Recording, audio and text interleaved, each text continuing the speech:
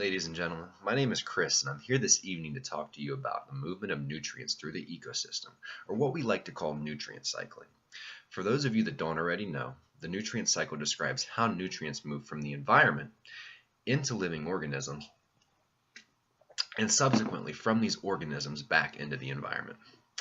This process is carried out in many different facets, but in the paper written by Christopher Dowdy et al., the question arises as to what role animals play in transporting nutrients laterally across ecosystems on land, vertically through the ocean, or horizontally across the ocean-land divide. Traditionally, we know that nutrients are recycled through decomposing plant matter, a process which can take an extended period of time depending on the size and composition of the plant in question. However, this process can be significantly accelerated with animal digestion because it takes recalcitrant forms of matter and transforms it into more labile forms of excrement, which is then easily reabsorbed back into the environment. For example, studies have shown that moose transfer significant amounts of aquatic-derived nitrogen to terrestrial systems, which likely increases terrestrial nitrogen availability in riparian zones. In addition to this, terrestrial predators such as bears, otters, and eagles that feed on anadromous fish, or fish that move from ocean to freshwater to reproduce, can transport ocean-derived nutrients to terrestrial ecosystems. Animals play a significantly large role in the nutrient cycle due to the fact that without them, recycling of nutrients would take a much longer period of time and could potentially cause diversity declines in ecosystems that currently thrive off of this system.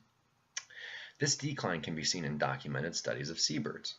In Dowdy's study, it was found that seabirds can increase phosphorus concentrations in coastal environments globally by roughly 6 million kilograms per year through the deposition of guano.